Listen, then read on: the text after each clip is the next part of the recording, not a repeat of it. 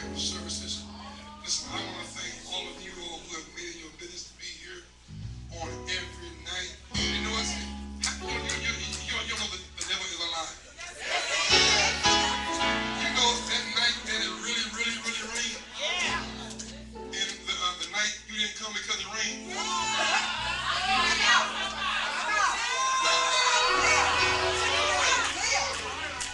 Because you was afraid of getting wet. Oh, I can say it because I'm your pastor. I can say that. But man, we had a jam-packed house. It was jam to overflow. We had folks standing in the hallway just kind of listening. And for y'all who missed it, we had some church up there. Listen, I have come to learn that when the enemy attacks, that one of the reasons he attacks because he knows that God is going to do something. And what he will do is he'll bring something up and to deter us from doing what it is that we know we should do. Isn't that right? And listen, because you don't know when God's going to speak. Tell the person I say, you know when God's going to speak. And it could be that time when God wants to give you a word that will give you a breakthrough in your life. Now, don't worry, Pastor ain't gonna beat y'all up. I'm not, because I understand some of y'all either was scared of rain, some of y'all just tired, or some of y'all decided you weren't coming no way. And that's all good too, but it's all good. Because when I learned that, listen, when I decide it's all good, then it's still all God. Amen. Tell the person I say, it's all good, it's all God. Don't worry, Pastor ain't gonna jump on you because the truth is, it was so crowded in here anyway. It was crowded. We had all this time each night. I thank the usher, the minister,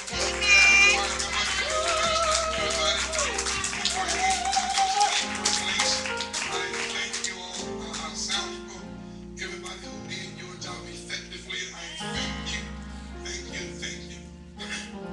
But tell a person, say there's going to be some changes next month, though. Now, listen, y'all. Listen, change is not bad.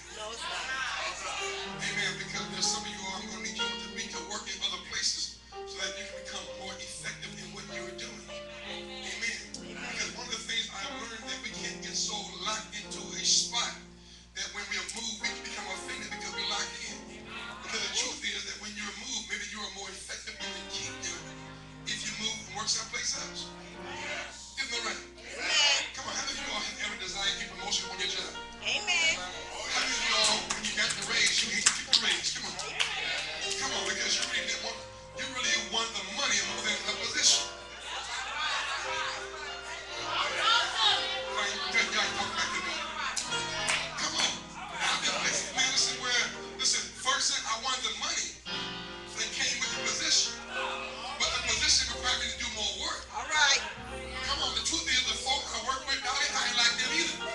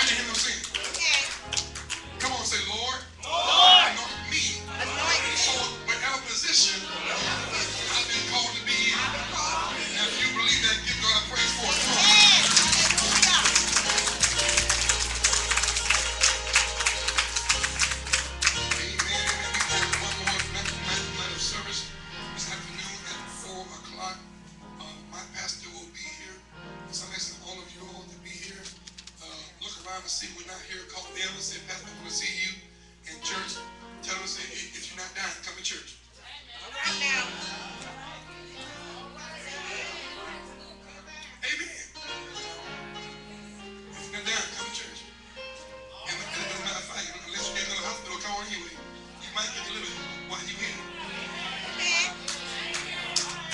Now, see, I heard that the Spirit says somebody just got offended. Let me tell you why I said that. How many of you all, if you were sick, you would get to the hospital as fast as you could? All right. Right here. Why? Because you believe that when you got there, that somebody would do something to make sure you got better. All right. Right here. Who's in the house besides you? Y'all missed that.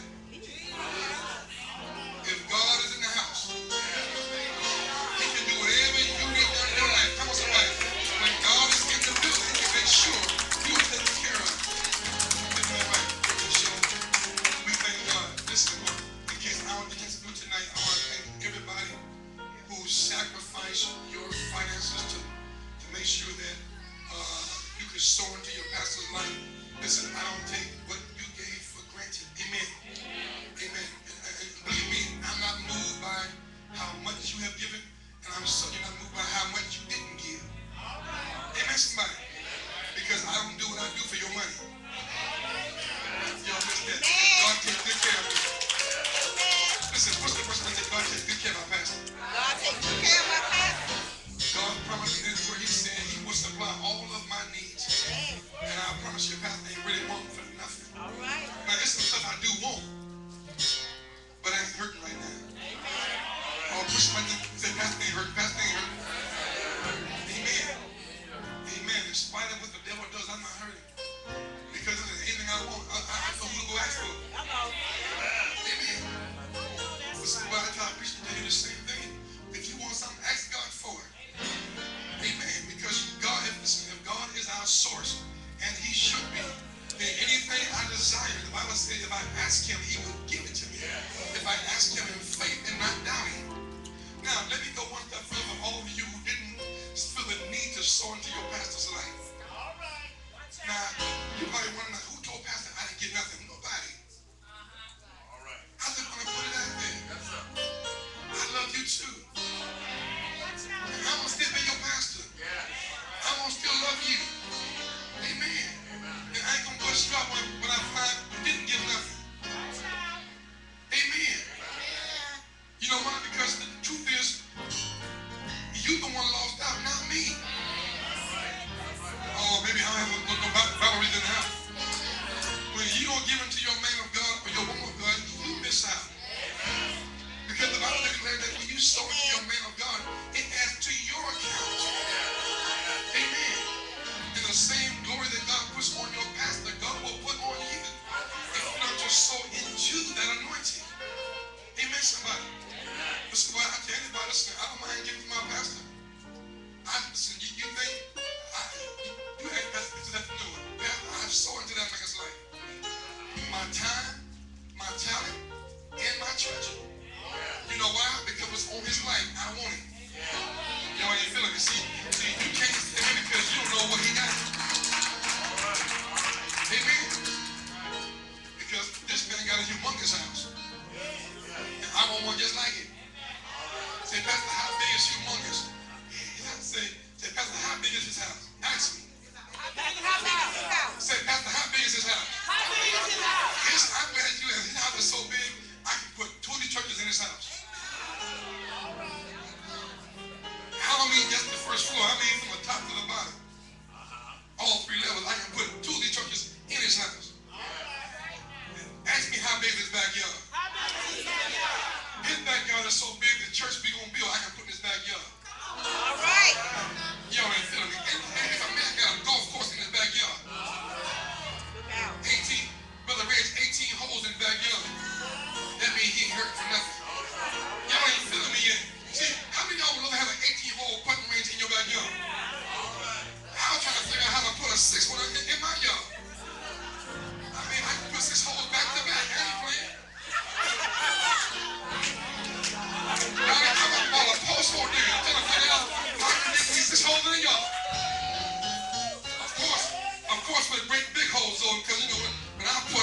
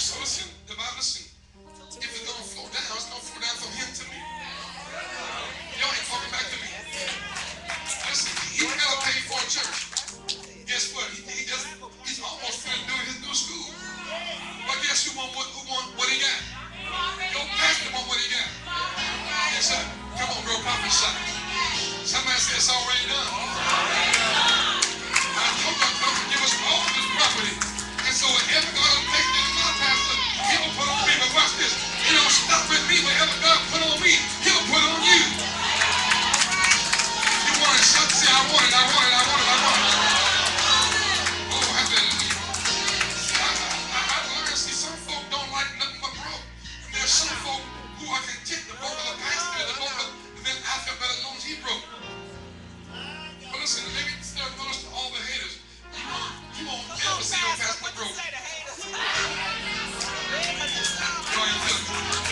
See, you gotta be bold to say that. But I'll say it again, you won't ever see me broke.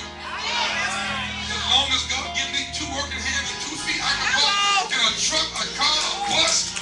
Y'all ain't feeling me. I'm not ever be broke for a day in my life. You know why? Because I decreed it all my life. Amen. Amen. And so I've learned that, listen, being blessed is more than just coming telling you how blessed I am. Because God, according to Ephesians, has promised me all blessings. Somebody said, I want it all. And so I ain't tripping. And so listen, I love all y'all. I love the givers and the non-givers. Amen. Amen. Because I've learned this. Listen, you got to be a bold, quick to tell folk you don't care if they don't give nothing. Y'all ain't feeling it. I think you got to be a bold, quick to tell folk you don't care if they don't give nothing. Because watch this. Here's what the word said. The Bible said, God said, I give seed to the sower. Somebody say, that's the Bible. That's the Bible. And a sower is not somebody who just sows on occasion, but a sower who is one who sows for a living. Amen. And so when God blesses me, it doesn't catch me by surprise. Because I'm blessed on purpose. Come on, put some come say, I'm blessed on purpose. Amen. I'm blessed on purpose. I'm blessed. Listen, y'all, the Bible tell y'all, listen, I'm telling you, you better learn how to live by this word. Because listen, the devil is, how many of you have ever somebody say the devil is always busy? But watch this. See, you think because he's busy in your life that he ain't busy in mine. And guess what? You're right, he's not. Because he can't be at your house nice and be at mine too. He can't. He can't. You know why? Because the devil is not omnipresent. If he's at your house, he's sure not at mine. But he got the running buddies, yes, that he assigned to all of us to come and wreak havoc on all of us to call our faith to dwindle and shrink in our God. You know, man, you know, after all that good service we had on Wednesday night, man, went home, bless God, feeling good, sleeping, ate, passed all the way out. I mean, I fell straight out. Didn't go to bed until almost 1 o'clock in the morning. First one fell out like a lump on a log. About 5:45, I heard the cow say, honey. And she usually don't say honey at 5:45 in the morning. Unless she laying right there. She was downstairs. And if she wanted what she got upstairs, from downstairs, she knew I wasn't coming. Till you get home. But she said, honey, and I knew something happened. I was slapping the cobweb out my head. I was like, okay, brother, something just happened. Bless God, basically got a foot and a half of water. Come on. But see, the Bible says in the book of Romans, the 8th chapter, and verse 28, it says, and we know that whatever happened in my life is going to work together for my good.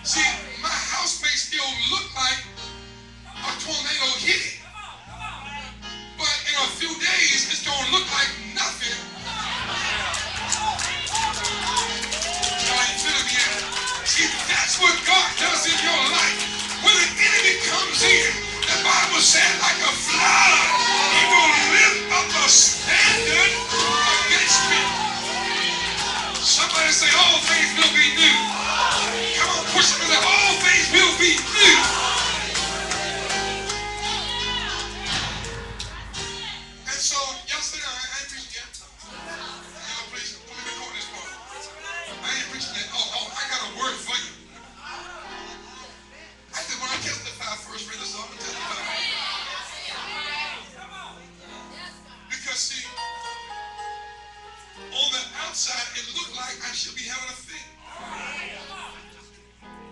My neighbor's having a fit. They trying to figure out what to do next. Because you don't understand.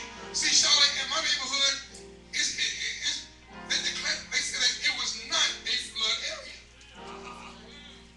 And so, according to the folks who should know, the water should never get to my house. And so, they said, cancel my flood insurance. But wisdom said, you keep it just. Come on. See, after that ain't spiritual. Okay, let me give you somebody. David said, thy word have I hid in my heart, that when a storm hits, because the insurance look like it does you no good when there's no storm. Y'all ain't got this yet. Come on.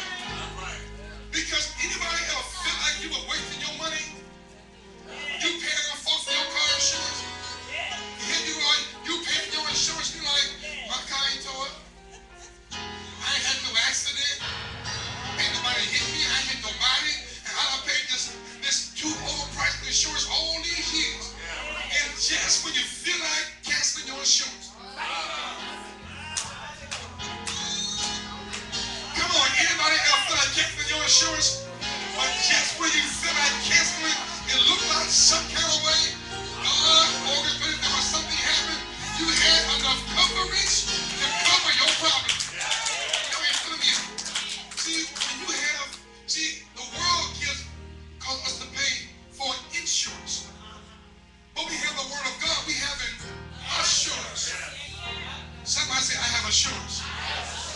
Assurance says that no matter how bad things look, everything is going to be all right.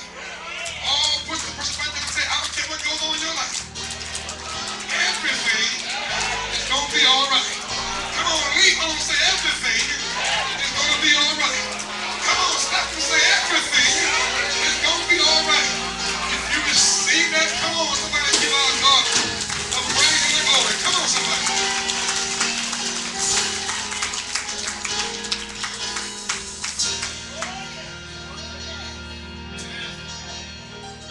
You know what? If at dessert, if y'all just sit it, it'll be all right until I finish preaching. I promise you, it'll be fine. It'll be all right. This way. And there wasn't a bus out move. That was so that nobody's distracted. Because I'm learning to try to beat the devil at the punch. And so if y'all see me asking folks to stop moving while I'm preaching, it's because I don't want y'all distracted. Amen. Because we are embarking on our 14th year, so it's time to get something in order. Amen. So pastor is not trying to be a hard nose. I just want things right. Because Lord, you've been going, you want to preach, girl? Because that's what the Lord spoke in my spirit. He said, son, if you're going to go to the next level, where I take you to, learn excellence where you are. Because you are a growing minister does not mean you cannot operate with the spirit of excellence. Amen. Because as God takes us all throughout the world, who knows what God's going to take us to in this next move? But we have to be willing to exemplify the spirit of excellence in every area of our lives. Listen, encourage the person by and just tell them, there's nothing wrong with living an excellent life.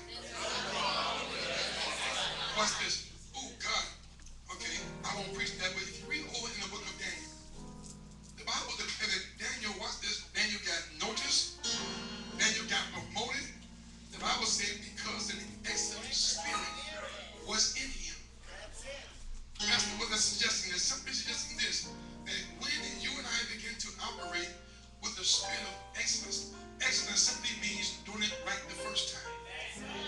One of the things my father taught me when he was teaching me carpentry, he said, son, it is better to measure twice and cut once. And I asked the question, well, why is that? He said, because lumber costs money. And if you cut it wrong,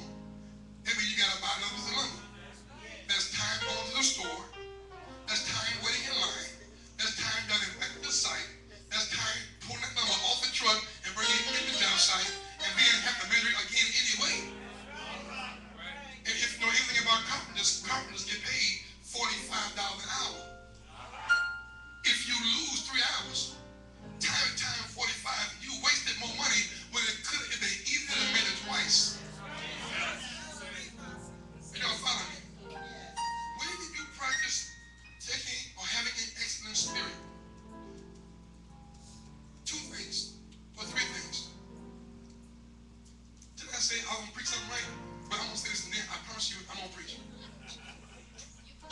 Number one, Rice, folk gonna hate you for being excellent.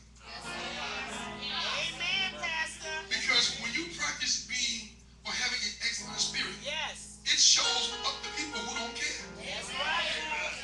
Because there's some folk who just want to just get by with doing it halfway. That's right. Let me give you a good analogy. The other day we were in a hotel room. Nice hotel. As a matter of fact, it was one. I heard you. Tell me, all right now. Give my voice. Somebody give us a minute. And we were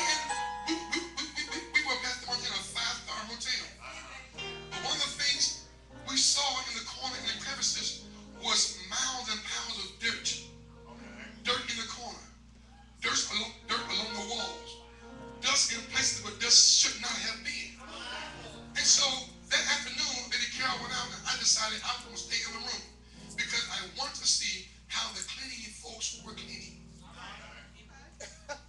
Because if I'm going to pay all this money to stay here, then your job is to clean this room right. They came in there, half a little spray bottle stuff, they squirt. And I stood back with my arms folded and I watched them vacuum. It was 2 of them. Nobody got in the corner. Nobody vacuumed along the border of the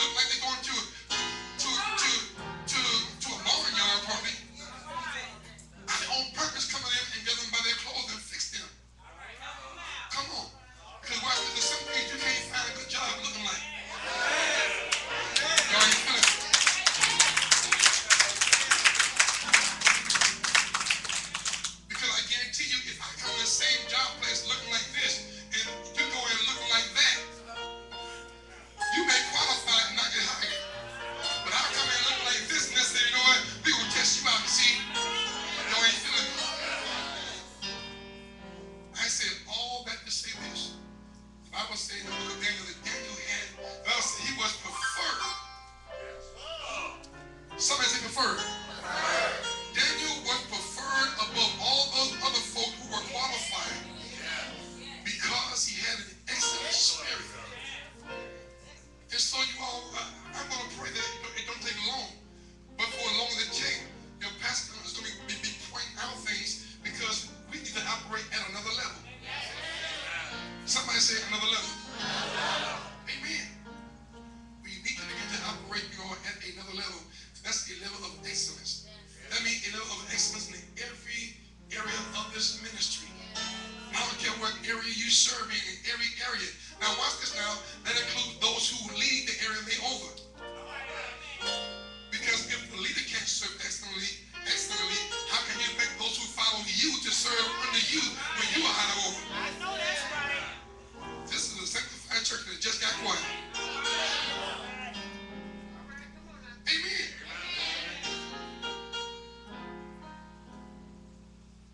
When we learn to serve God, you all, in an excellent way, we can on purpose expect excellent things from our God. Amen? All right, now y'all ready for the word? That was my one more. Get my throat on so I can preach to y'all. Book of Proverbs, chapter number 3. I promise you I'm not going to be long. I don't think. That's my first closing. Y'all know I have about 6 more, so don't think you get off. Can you all help me bless God for Lady Carol on this morning? This is her 23rd year anniversary being back to your pastor. Lord bless her much.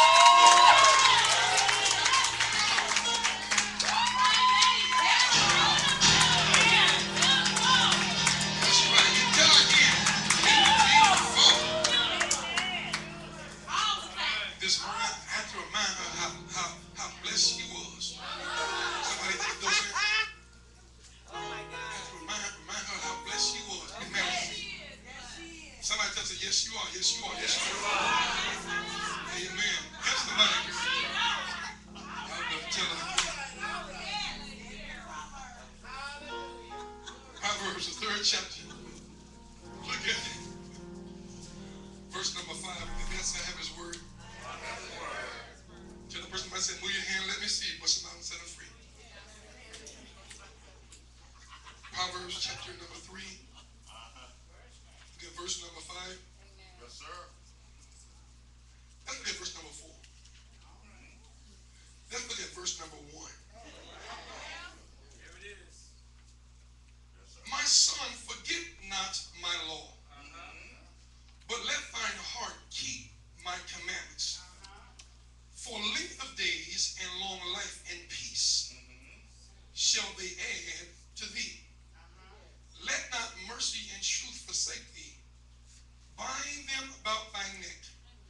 Write them upon the tables of thine heart. Yes. So shalt thou find favor and good understanding in the sight of God and man. Come on, class, let's read verse 5 together. Come on, ready, read. Trust in the Lord with all my heart. Come on.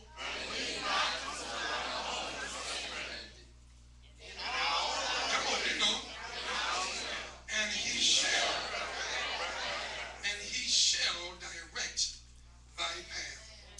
Today I want to talk about God's answer to the world's crisis. God's answer to the world's crisis. Let's pray. Precious Father, in the name of Jesus, I thank you, Father, for this time. I thank you, Father, for this word that you've given me, Father. And I pray that you would first of all strengthen me. In the name of Jesus, Father, you know right now where I am. And so, God, I receive your strength now. You said in your word that your strength is made perfect in our weakness. Now, Father, I pray for the hearer of this word, that you will open up the eyes of their understanding, Father, that it may be enlightened as a result of this word on today. Father, do what you always do. Yes. Be glorified today with this word. I bless you for it in advance in Jesus' name. Amen. Before you tell the person that God have an answer for the crisis. Amen, amen, and amen. God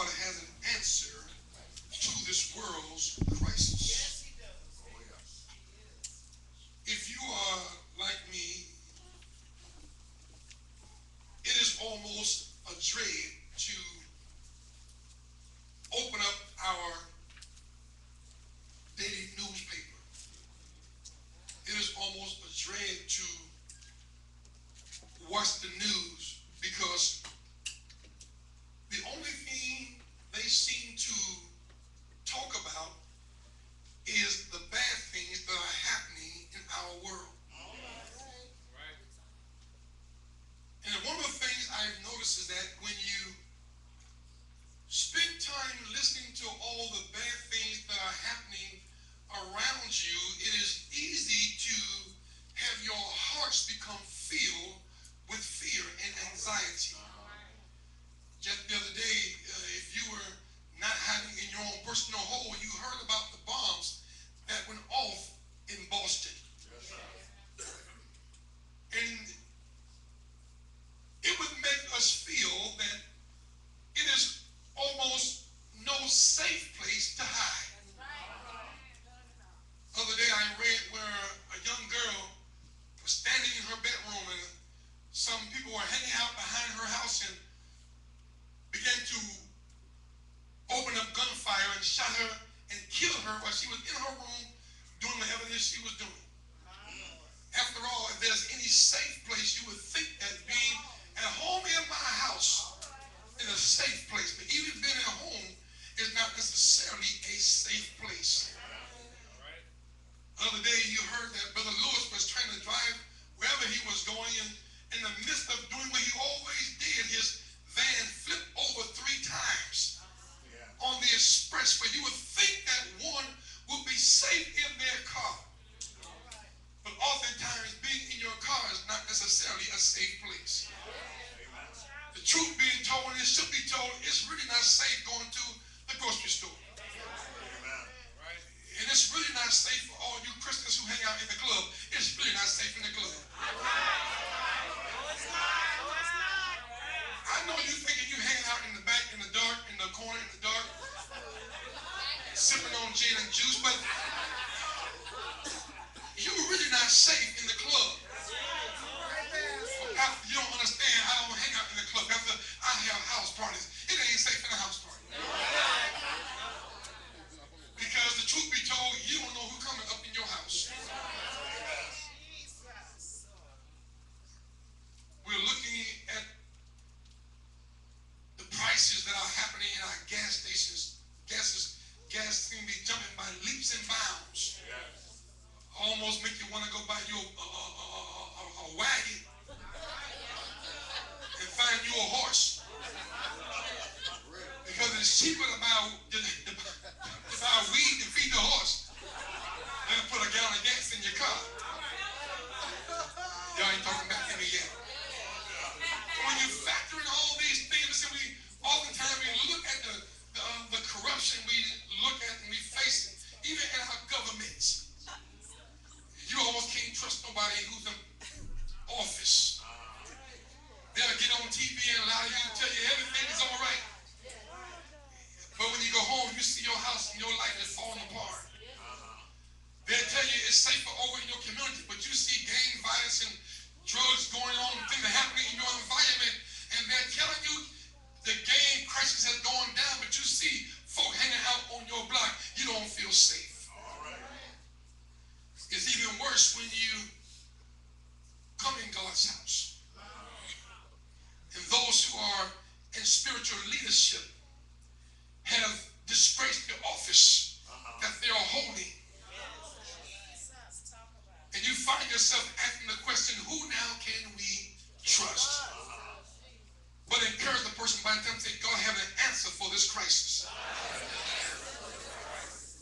The question is often asked that if God is so loving, that why is he allowing the things to happen in our society?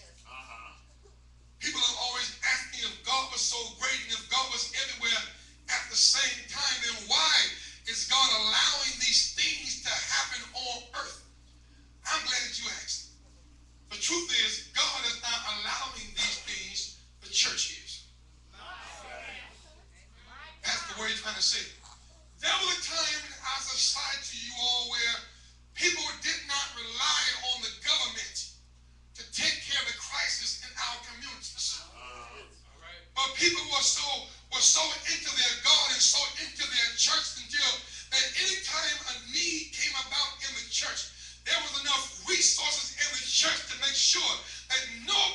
church had to go without because everybody in the church was going to make sure that nobody went without in that local congregation. But now we have gotten so complacent and the church has embraced this dog eat dog mentality. And everybody's saying, if you need it, then get it for yourself. But God has placed a commandment upon his body, and we are the ones who should be supplying the economic answer for the world, not our government. You wonder why our government, their programs are crashing. I feel sorry for those who are relying on government assistance to survive. Because that plan is crashing. Those who are relying on SSI to live, that plan is crashing. Those who are relying on the government to give you what you need to survive, hear me, you all family, that plan is crashing. That is not what God's plan was from the beginning of time. It was God's plan for his people to be self-sufficient.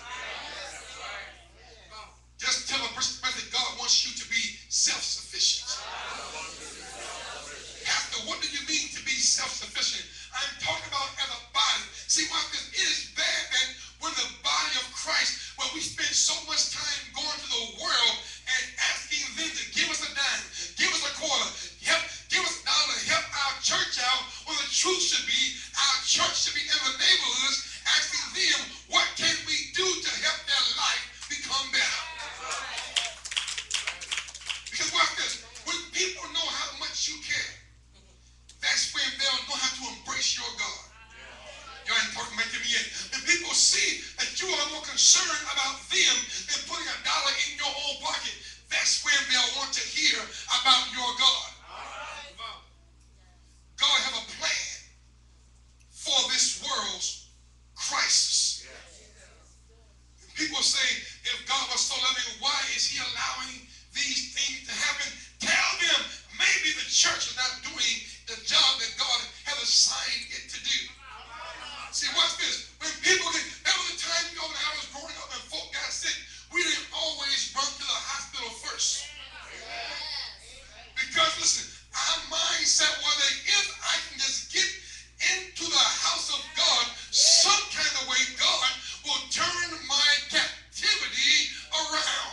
Come on, anybody ever came to church and you felt like your life was all messed up? The truth be told and it should be told, your mind was someplace else. You wish your body was the place your mind was. Your emotion was all messed up and you drug in church because it was something to do, but you really wasn't coming looking for nothing. But it looked like all of a sudden when you find yourself getting involved in the service, the thing that used to have you some kind of way, that weight fell off of you because you came to God's house. This is why I understand when David said, I was glad. When he said unto me, let us go into the house of the Lord. Because the truth is, you all, when you come in God's house, something should happen. Come on, is there anybody besides me that know that when you come in God's house, something ought to transpire in your life? No one should come into God's house one way and leave out the same way you came. If you come in depressed, your joy should be full when you leave. If you come in heavy, your burden should be lifted when you leave. If you come in with lack, you should leave full when you go out these doors. Put the person by the say, something ought to change. Something ought to change. I submit to you that one of the reasons you're on this world is that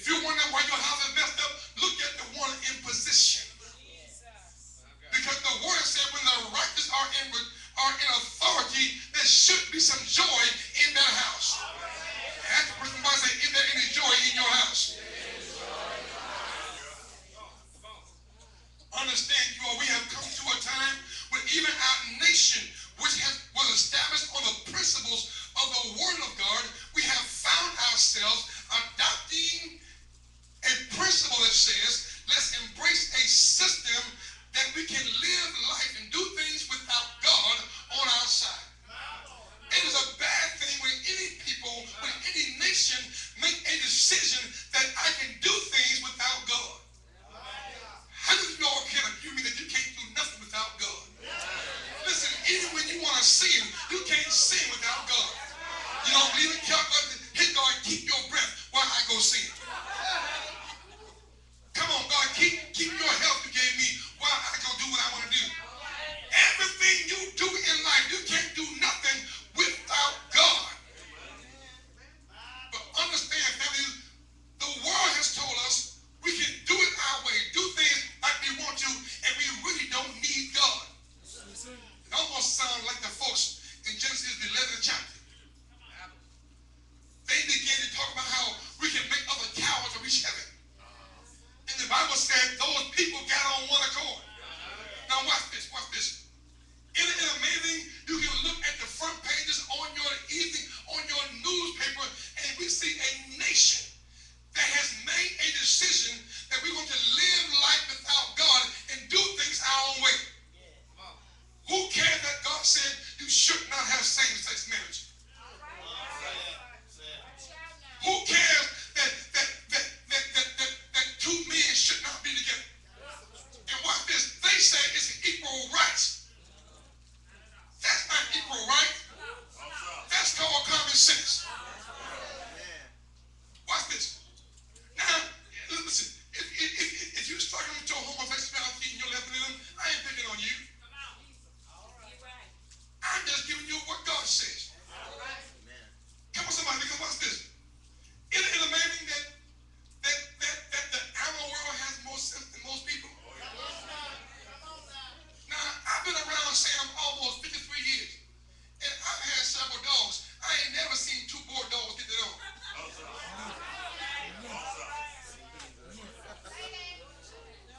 As a matter of fact, every time I see a boy dog go and sniff on another boy dog, the one he sniffed on will try to tear his throat off.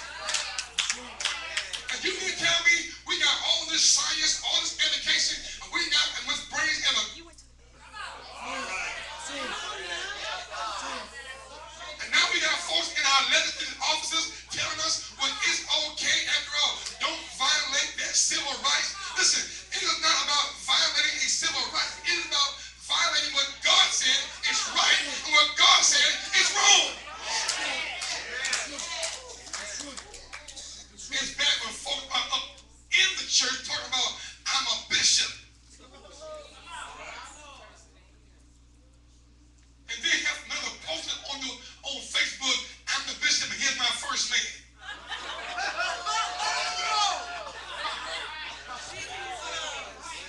Y'all ain't feeling me yet.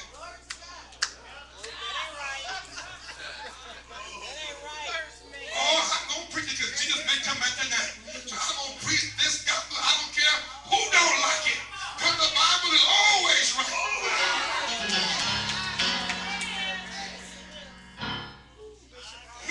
How are you going to lead folks someplace and you lost and messed up yourself?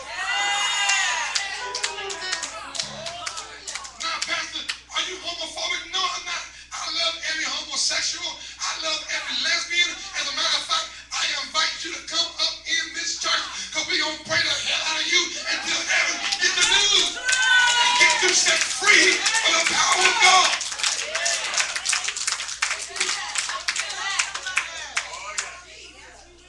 But it's a bad thing when the church begins to embrace the world's way of thinking. And watch this. Once they've done things like, well, Pastor, you understand, everybody's doing it.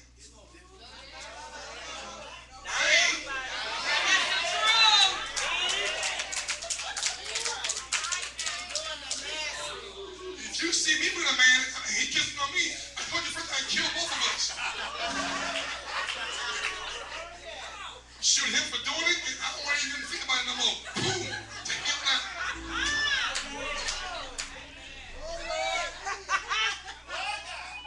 But it's a bad thing when the church, God's chosen people, have decided to embrace a system that is outside the known will of God.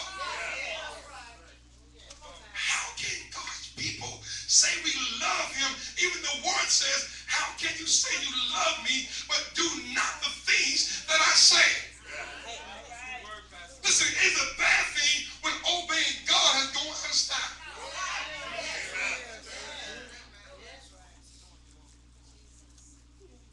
How can we not obey God when every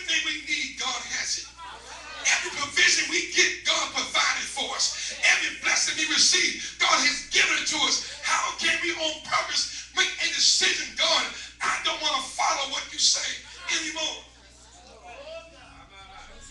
You know why? Because the world, the church has made a decision that I'm going to embrace this other system. Remind me almost of Lot. But Abraham said, choose any place you want to go to. Abraham told him, say, if you go left, I'll go right. If you go right, I'll go left. If you go east, I'll go west. And Lot looked and saw all the lights and the glamour and the glitter. And Lot took all his husband over to Sodom. But watch this, the boy got more than he bargained for. Watch this. Anytime you choose a system that is over God's system, yes, it may look good when you choose it, but the end of that system is death for your life. But Pastor, you told us we had eternal security. Let me tell you what happens to a Christian who decides to embrace a system outside of God's system. Yes, you are saved. Yes, you are going to heaven, but you will live here the same way a rank, unjustified sinner will. And so you will live like hell right here on the earth. And I'm not sure about you, but I've been through enough hell in my life. I can't afford to add no more drama to my world. All right. Somebody shouts that there is a solution for the world's crisis. For the believer, it is easy for us to sing songs like Jesus Never Fails. One of them good old songs. It's a good thing to sing those songs like Christ is the answer. But what do we do when it looks like Christ is failing? How do we respond when it looks like Christ is not answering what we're asking him? Oh, come on, don't look at me like that. You know, sometimes when your life looks like Christ and God ain't answering you, besides me, anybody ever feel like God was not answering you? Anybody ever came to church and you couldn't feel God nowhere? As a matter of fact, your whole room was cold. That's what I'm talking about. Matter of fact, look down your road and ask him, say, are you cold? Are you cold? Are you cold?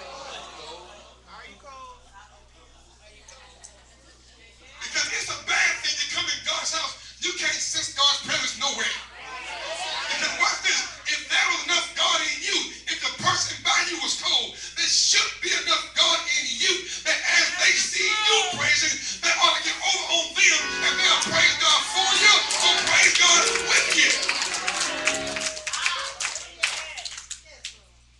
But watch this, y'all. Here's what happens when the believer goes through their own personal crisis. Many Christians try to find other ways around to get their problems solved. Pastor, what do you mean? The Word of God, you all, is a book of instructions that tells us what to do when we're faced with challenges. It tells us how to respond to the enemy when he shows up in our lives. Now watch this. If we don't know how to respond in a crisis, we'll find ourselves doing like Israel did and going back to the very thing God brought us out of. That's the way you're saying. When Israel was in Egypt, they prayed and cried and they cried and they prayed and they prayed and they cried and they cried and prayed. And the Bible said that God heard their cry because of their affliction. God sent Moses a deliverer. God brought them out of Egypt. Now watch this. As soon as the enemy showed his head in their lives, the first thing they did was want to crucify the preacher. Now watch this. That's how church folk do. I'm sorry, not in this church, the church down the street. Because watch this. The devil has made us give up our responsibility for a thing that happened to us. In other words, we don't want to take responsibility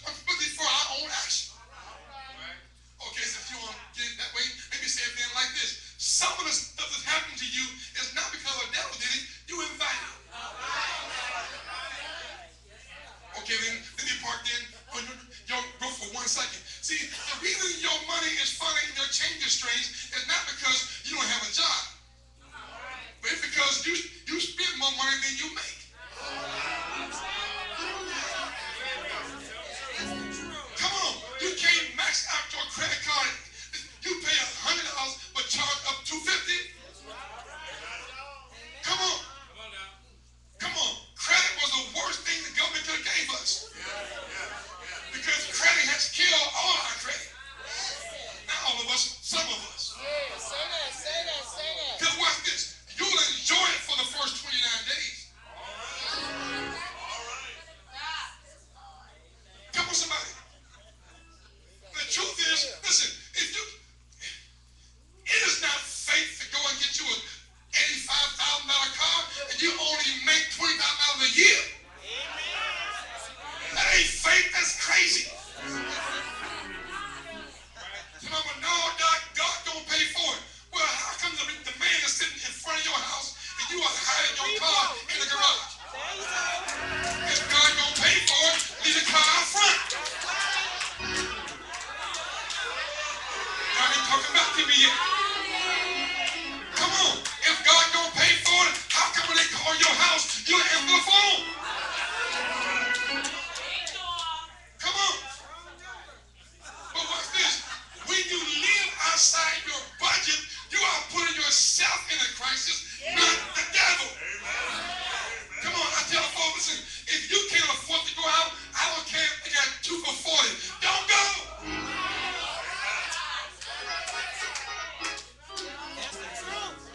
But watch this. Isn't it amazing how church folk, listen, y'all, the church, Brother Rice, is, how do I say this right, Lord? Help me, Jesus. The church is the one place you can go every Sunday without fail and see a room full of folk who look rich and it is messed up and broke as they want to be.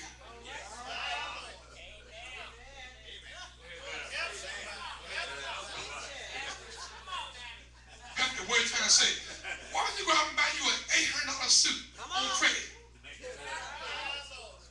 And then take yourself 8 years to pay for it. After 8 years, you have paid $3,000 for a suit that you don't wear no more. The button will go on. Come on, somebody.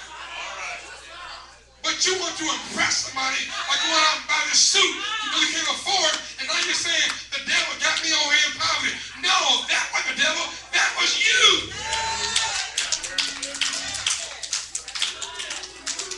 The Bible said pride comes before the fall. Come on, somebody. Listen, I would rather go buy me a hoopty that works. And know it'll get me back and forth. Than go out and buy me a brand new car I know I can't afford. Come on, somebody. Listen, if I can't fix it, my fan ready. Let them fix it for me. Come on. He got a business, bless God. Let him. I'm gonna pay him $1,000 to fix it, then to pay the junk man. Come on. He'll get me down the road someplace. But watch this, y'all. Anytime we try to operate outside a system that God has set for our lives, we are setting ourselves up for trouble. Listen, what many of y'all don't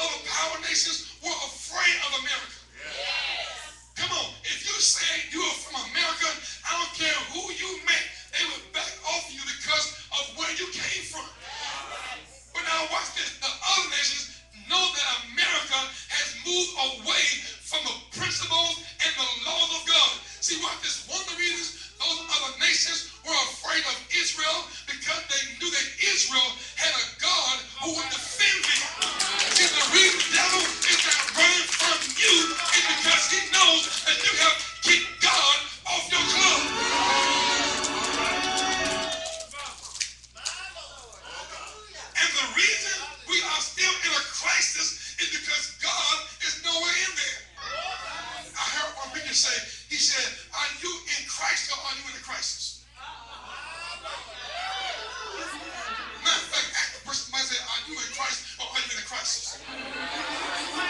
Because when you are in Christ, it does not matter what you are looking at. When you are in Christ, it does not matter what you are experiencing. When you are in Christ, who cares what they say about the economy? Because Christ in me is my hope of glory. Somebody say, Christ is in me, Christ is in me. Now watch this. The greatest challenge to your faith, watch this, now watch this. The greatest challenge to your faith is when things in your life look hopeless. Yes. How many of you all have ever had something happen in your life where things look hopeless? Absolutely. If you have not, keep living.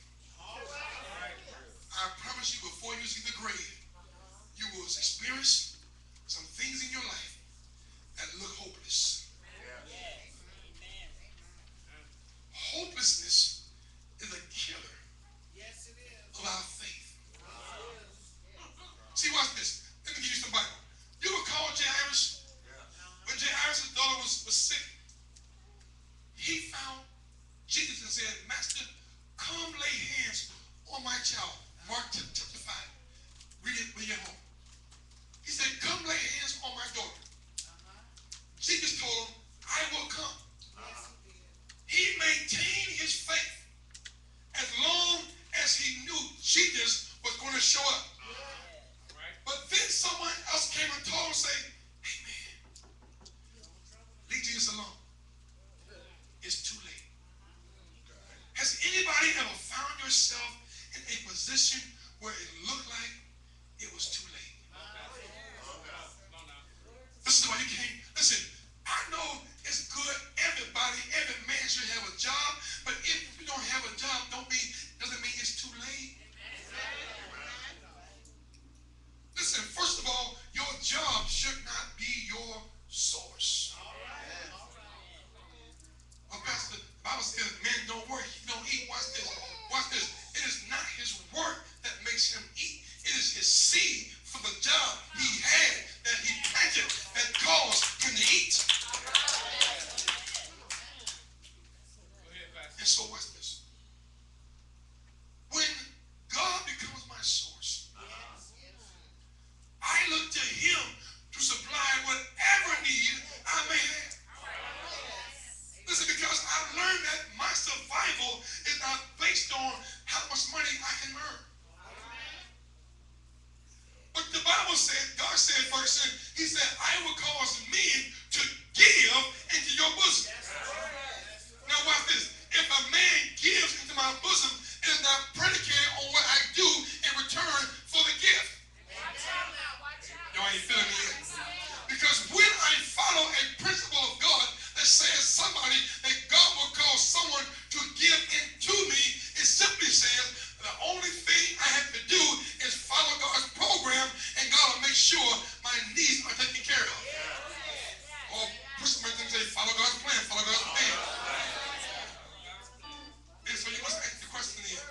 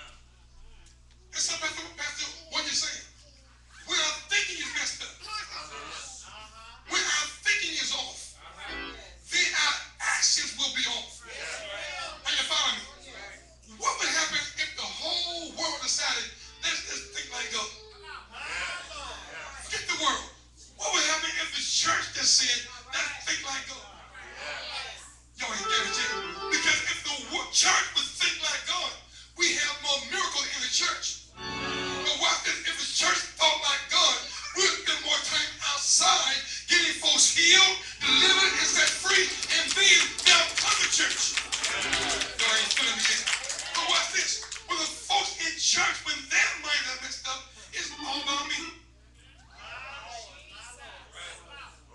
Watch this. Because half the people in the body of Christ, their mentality is always on this. What about me? You don't believe it? Ask them something about church. And first thing they'll say, well, how about me? Ask them to something simple, like bring food to church. How about me?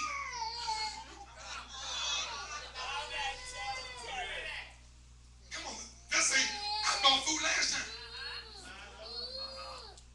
And we forget that it's really not about you, it's really about kingdom. Somebody say kingdom. Watch this, because when the people of God begin to become kingdom minded, watch this now, and get on one accord concerning the things of the kingdom, we can get more accomplished when we know it's about the kingdom. I'm almost done. This can only happen. Watch this now. This can only happen when you and I go back to surrendering our lives to the Lordship of Jesus Christ. Pastor, what do you mean surrender? I mean when everything about my life becomes a surrender to God. Y'all missed that. When everything in my life becomes, Father, what's going to bring me the most glory? God, what's going to please you the most? Watch this. Watch this. Even when you're angry. Because there is no worse church, no worse hurt dog than a church hurt. I'm going to tell you why a church hurts so much. Because the person who hurts you in church, that's the last place you expect to be hurt at. See, watch this. When I go to the hospital, I don't expect to go to the hospital and get a virus. You wonder why it's cold in the hospital? It's because they're trying to get all them germs out of it. Come on. But the reason a church hurts so much is because you don't expect to come to church and full hurt you. But watch this. We want to bring a hood thinking in God's house. Come on now. Y'all ain't feeling me yet. I don't care if you live in the hood. You shouldn't bring hood in the house. Listen, Brother Torrey, my thing is, if you want to bring hood in the house, then work the parking lot.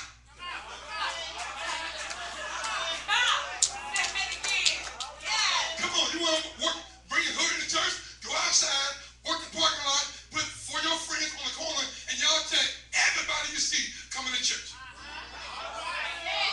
Because what this, Sam, is why do folk want to be hood in the church and be punks outside?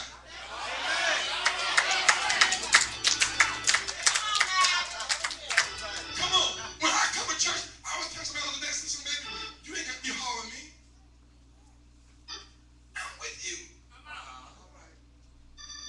Don't be hard with me. I'm going to protect you. I'm going to cover you. I got you. The last person you want to be hard with is me. Come on. The church has got it twisted. Because how can we heal those who are hurting when we're in a church hurting each other?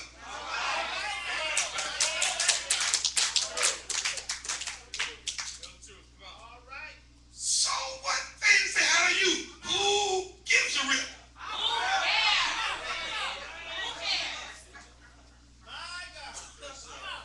Watch this.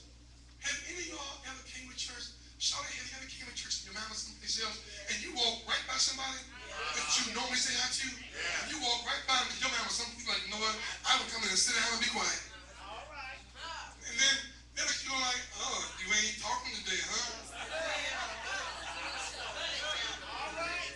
And now you were church the whole time, trying to, we bring sacrifice of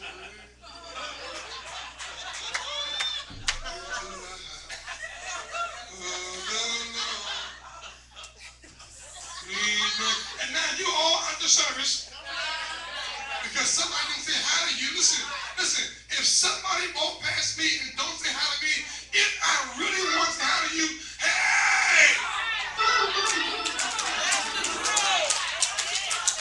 Come in. Let me love on you. Let me kiss you.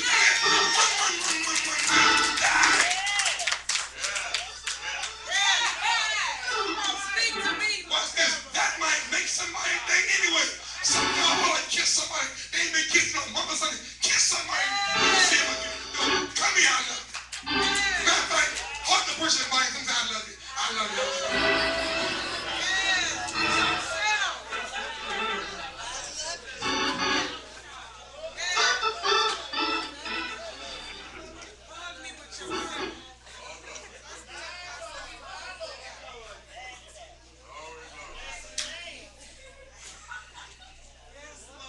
See, watch this, young man. I promise you, my fourth close.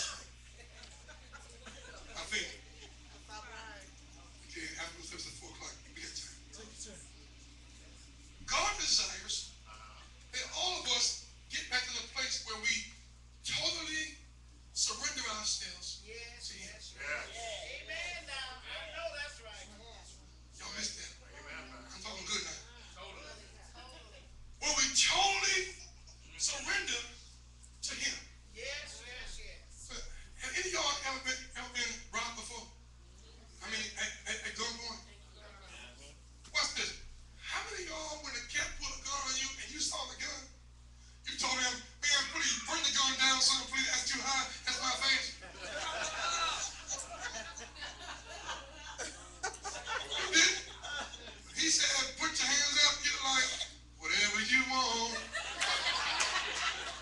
You know it's all right with me. Whatever you need. Come on. You put them hands up, you just praying, Lord, whatever you do. Don't let this cat shoot me now. But watch this. That's what God wants from us. God, whatever you. Maybe it's just me. Is there anybody in this house that says, God, whatever you want, I give it all back to you? Is there anybody in this place that says, God, whatever you need from me, I give it all back to you? I give you my heart. I give you my mind. I give you my soul. Everything that's inside of me, I give it all back to you. Look at your neighbor and say, oh neighbor, whatever God wants, He can get it from me. Whatever God needs, He can get it from me. If He wants my life, then God, here I am, just as I am. Take all of me, everything that I got, it belongs to you. But I heard one brother say that if my people who are called by my name will humble themselves and pray, look at your neighbor and say, oh neighbor, all God wants from you is to seek His face. Is there anybody here that no prayer will change some things? Look at your neighbor and say, oh neighbor, if you just pray, your house would change. If you just pray, your neighborhood would change. If you would just pray, your church would change. If you would just pray, your whole road would change. If you would just pray, everything in your life would turn around. Is there anybody here that wants your life to turn all the way around? Lift your hands and say, Lord, use me to change the world. You say, Pastor, how can God use me to change the whole world? I'm glad you asked. I can change the world one person at a time. Change my son, change my daughter, and change my neighbor, and change my block, and change my area, and change my neighborhood, and change next town. But God, any kind of way you want to use me, here I am. The Bible says I gotta humble myself. Is there anybody here that want to humble yourself? I heard the Bible said to humble yourself under the hand of the Almighty God, and in due season He'll exalt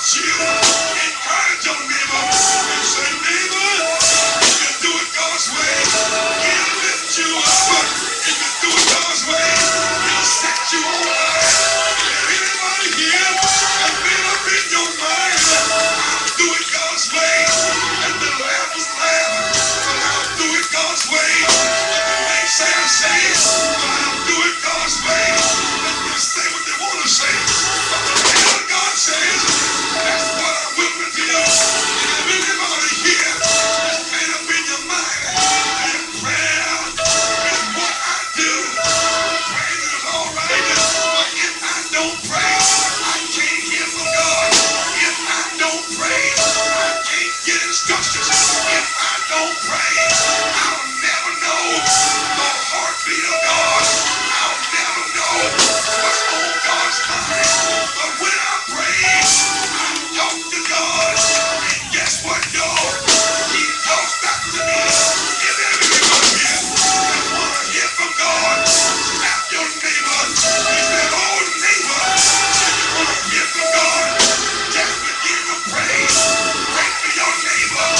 Pray for your sons. Pray for your daughters. Pray for your enemies. Because the Bible said, if my people who are called by my name who forget about themselves and begin to pray, he promised that you will hear from heaven. Is there anybody in this place that said, Lord, I need a word from you? Maybe it's just me, but if God don't speak, I can't move. If God don't speak, I can't do nothing. But Lord, I need a word from you to fix my life. I need a word from you to fix my mind. A word from you to fix my marriage. A word from you to fix my money. A word from you to fix my church. A word from you to fix my house. A word from you. Is there anybody here that said to the Lord, I need a word from you?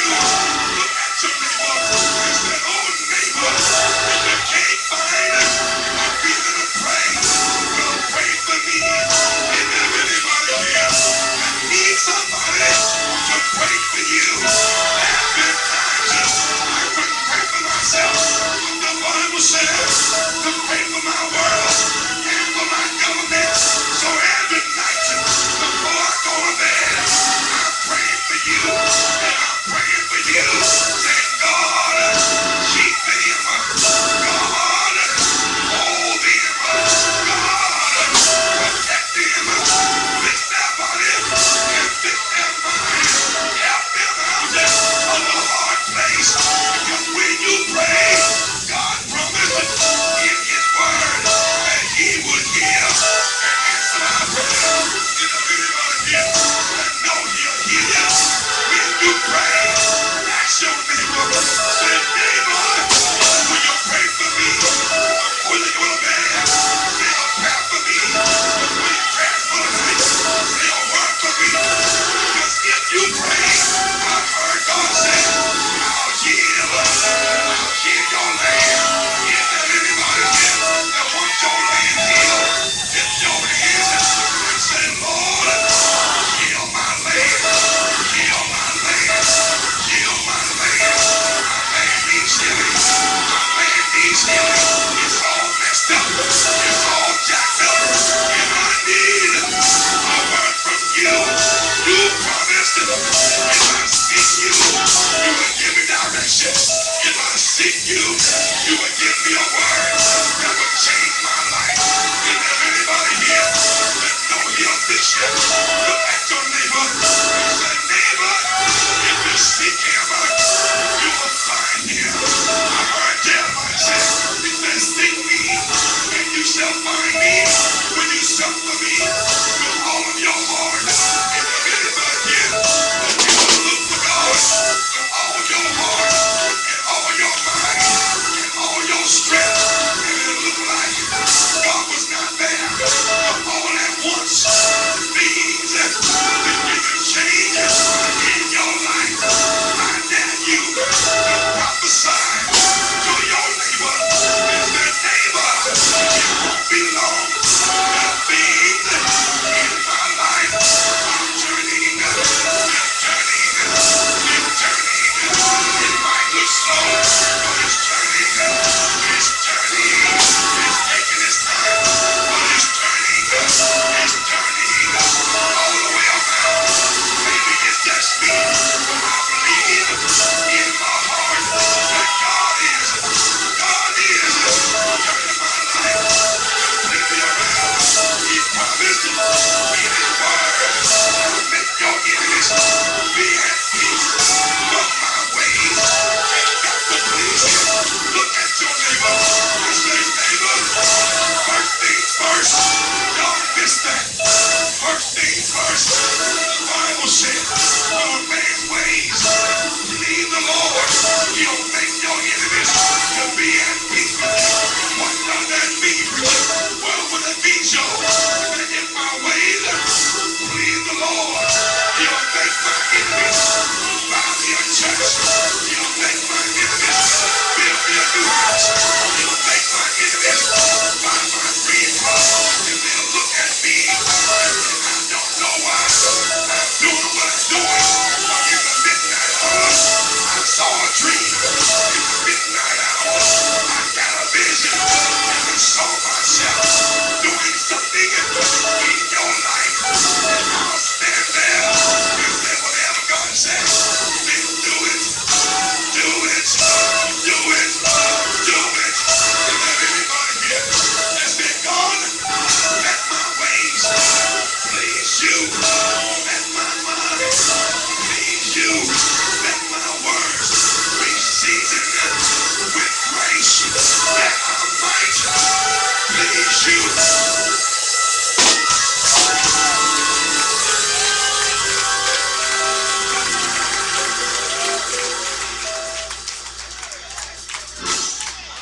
Now what's this? Didn't stop there. Here's the kicker right here, Mr. Lakers. He said, turn.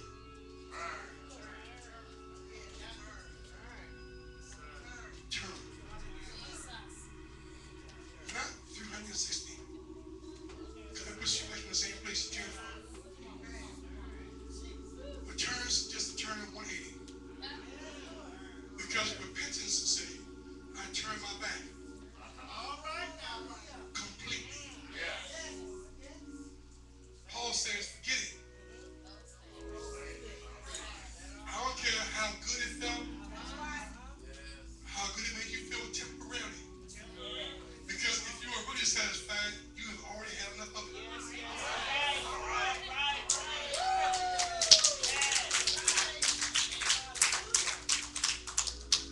But the reason the devil keeps your appetite wanting more and more and more is because you have refused.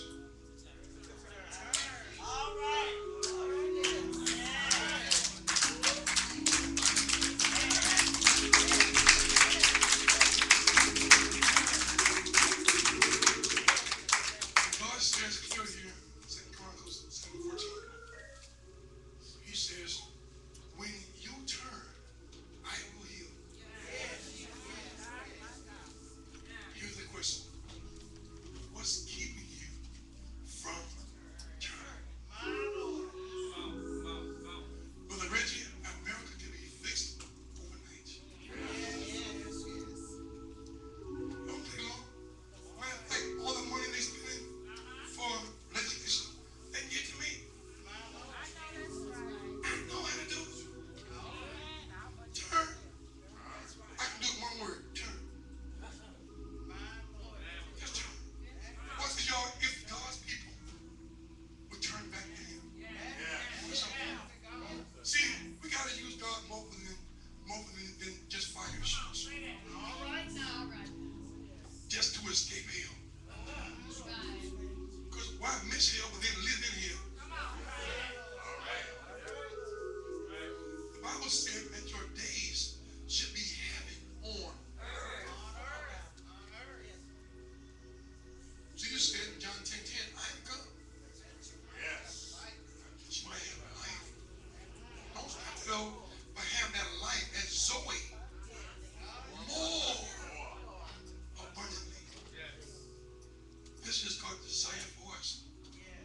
But watch this. Here's, Brother Lee, what the devil does. He'll get us in church. See, the devil does not care that we come to church. Not at all. Because if I can distract you while you're in church, you still won't get nothing. That's right. That's right, man. We still miss what God is saying for our lives. And where all of us can find errors in our lives, but God is telling us to turn.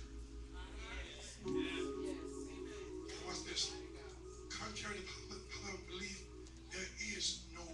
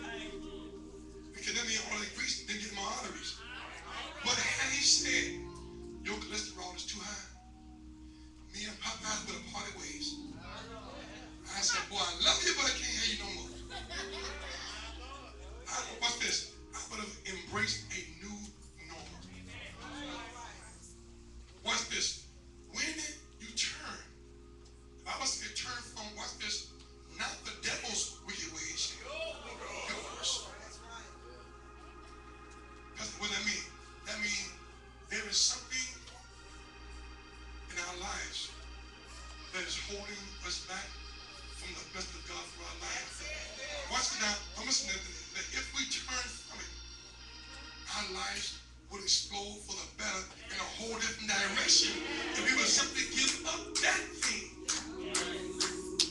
Now, for some folks, it's drugs. Some folks, it's alcohol. Some folks, it's cussing. Some folks just trying to be hard. Some folks, it's sex. Got quiet there, buddy. Some folks, it's gambling. Okay, I'm sorry. You can call it gambling. You can call it what you call it. Lottery.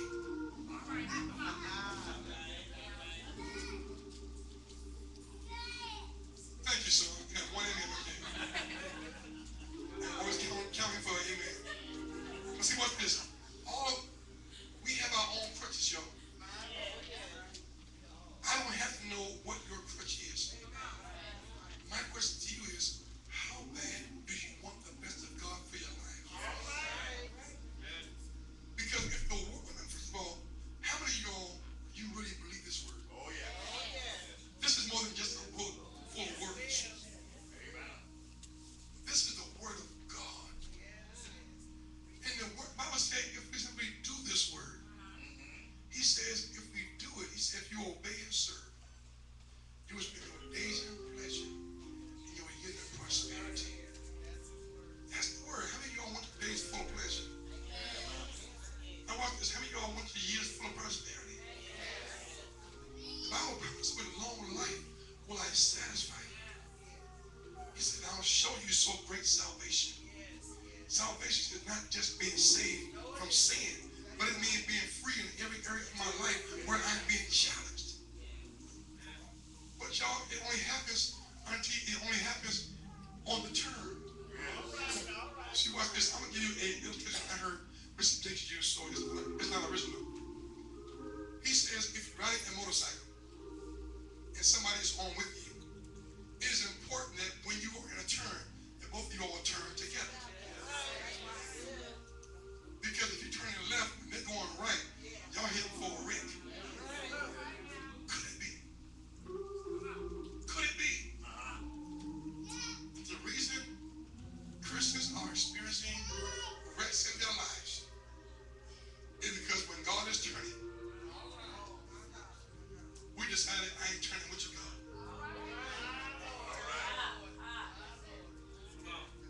Proverbs 3 and 5.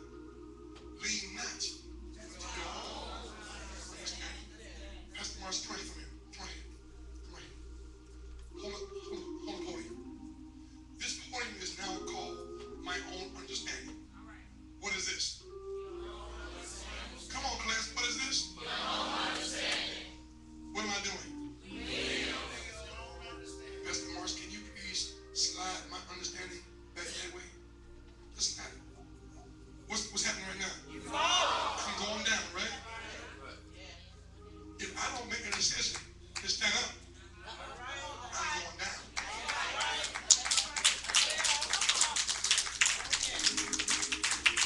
If you don't make a decision to stand up, there's some of you all, disaster is right there at the edge of your door, waiting on you, and you don't know it. Proverbs 14, verse 16 said this, there is a way that seemeth right. And watch this, you all, you can do the wrong thing so long until it feels right. Come on, maybe it just be anybody do the thing wrong so long until it, not only does it feel right, but it feels good to do it. Come on, I know, see, y'all lying in church besides me. Who else? Who else? You can't, and you know it's the wrong thing to do. We have made a decision that I'm going to do it this way. Watch this. We will do it until we're caught. That's right. That's right. That's right. Amen. Because watch this. The devil deals with us in the flesh and how we feel. And as long as it feels good, we'll take a chance. And then when we get busted, we go, I'm sorry. You really ain't sorry. You're sorry you were caught. Because if you're really sorry,